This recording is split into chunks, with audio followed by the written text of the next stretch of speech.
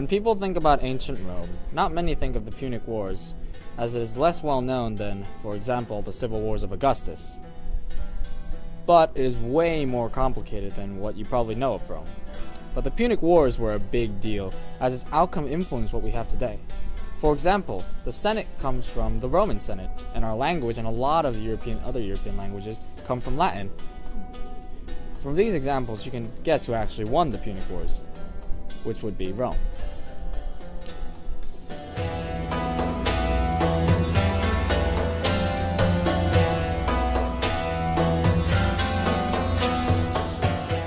So the whole mess called the Punic Wars started in Sicily. There was a dispute in Sicily between Rome and Carthage, because of Carthage helping a group of mercenaries known as the Mamertines to take over Sicily. And that turned into a bloody conflict known as the First Punic War. It was essentially ancient World War I, as over 1 million men fought in it, taking a fifth of the Rome's male population and taking a grueling 20 years to resolve. As Rome slowly took Sicily town by town, Rome knew that to achieve victory, they would have to take all of Sicily. But because of the fierce resistance from the Carthaginians, Rome knew that they would have to take it to the seas, what Carthage was known for.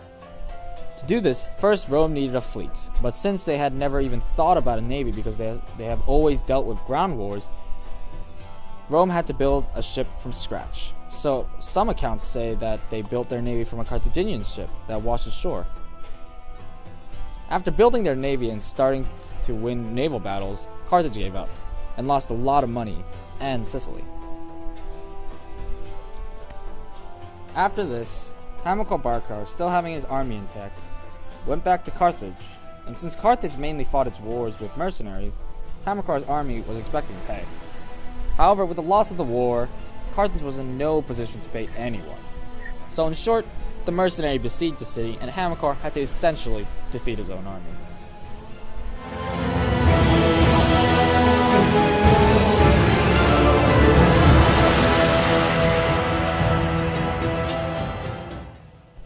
Hamilcar, furious with Rome and the humiliation that they gave him, had an idea. He first got another mercenary army, and paid up front this time, and asked for permission to expand the African territory. But when he got permission, he went straight to Spain, only stopping to make an offering to the gods with his son Hannibal to never be a friend to Rome. Before anyone really found out that he went to Spain, they saw that silver was being sent to Carthage by the many silver mines in Spain, so no complaints or oversight was brought upon Hamilcar. Conquering Spain was no easy task, as it took over 10 years to do, but as more of Spain grew under the Barca family, the mercenary army that Hamilcar brought with him became veteran killing machines loyal to the Barca family. Hamilcar also founded a city called Barcino, after his family name, now known as Barcelona. When Hamilcar died due to unclear reasons, one of his sons, Hasdrubal, came to power. Most of Hasdrubal's accomplishments were fairly minor, except for when he got Numidia to submit to the Barca family, and he made a deal with Rome about the border between Carthage and Rome. This border was the Emperor River at the city of Saguntum. Hasdrubal and Hannibal grew ever closer to that border until they finally decided to seize Saguntum. Saguntum, being allied with Rome, expected help from Rome, but Rome was busy with other wars, so it didn't reinforce Saguntum as it was being seized. After Saguntum was seized, Rome came to Carthage and to give them two choices, to surrender Hannibal or face war. And Carthage chose war. Hannibal, now free to do what he wants, set his eyes for Rome. But he knows Rome will expect him there, so he goes to Rome in the most unexpected way possible, crossing the Alps to modern-day northern Italy. Rome, on the other hand, was preparing a battle in Africa, so sent most of their main troops to Sicily, while having one of their consuls go with another army to invade Spain, and then leaving a couple troops to defend the Alps from the Gauls. So Rome didn't expect Hannibal to just cross the Alps in the beginning of winter, so it was a very effective sneak attack. Once he crossed the Alps, he was doing very well. He won quite a few battles, the most notable of which being the Battle of Punic in 216 BCE, and the Battle of Lake Trasimene in 217 BCE. However, the Romans mounted a counterattack on Carthage, so Hannibal had to go back home to protect the city, but he was inevitably defeated by Scipio in the Battle of Zama in 202 BCE. This secured the position for Rome to dominate Europe.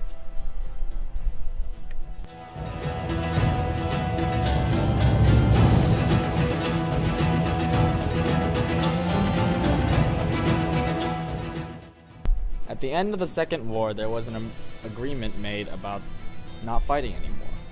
The thing was, Rome rather wanted to pick a fight with Carthage, mainly because of a senator named Cato, still thinking that Carthage was a threat. He rather famously said, at the end of all his speeches, Centurum censeo Carthaginium esse delendam, which means, therefore, Carthage should be destroyed. This was convincing enough to the Romans because they had spoken to the king of Numidia, who was pro-Rome at the time, and got them to attack Carthage. Because of this, Carthage had to break the agreement of not fighting anymore and strike back at Numidia, which was allied to Rome at the time. Once Carthage broke the agreement, Rome launched a full-on siege of Carthage. One of the generals of the Roman army was Scipio Aemilianus, who was the adopted grandson of Scipio Africanus. This new Scipio was the one to bring the siege of Carthage to an end. The entire city destroyed, the land covered with salt, and the surviving citizens sold into slavery. The Carthaginian land became a province of Africa.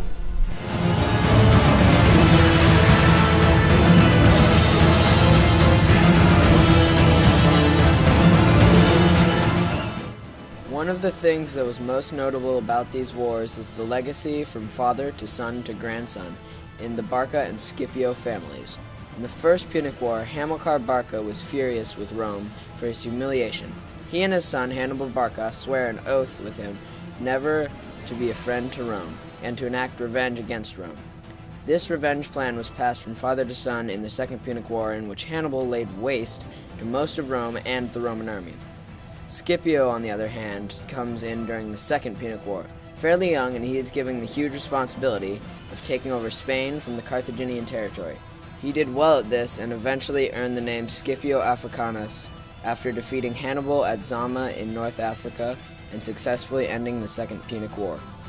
In the Third Punic War, Scipio's adopted grandson, Scipio Aemilianus, laid waste to Carthage and definitively finished the hostilities between the two peoples. This shows how far legacy goes in wars and animosity that lasted generation to generation. The legacy doesn't stop there. The outcome of the Punic Wars influenced the world today, especially in America. The Senate, our language, our legal systems, and many other aspects of American society exist today because Rome won the Punic Wars and became a dominant power in Europe and the Mediterranean. Not only that, but when Hamilcar was campaigning through Spain, he established a city then known as Barquino or Barquinon, after the family name. Now that city is known as Barcelona, one of the great cities of Europe. The tactics of various battles of the Punic Wars also shows the leadership of Hamilcar, Scipio Africanus, Hannibal, Scipio Aemilianus, and others.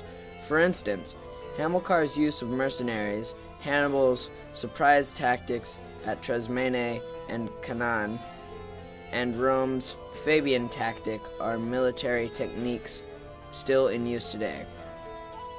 Even though most people don't realize it, the wars between Rome and Carthage shaped much about the world we know today.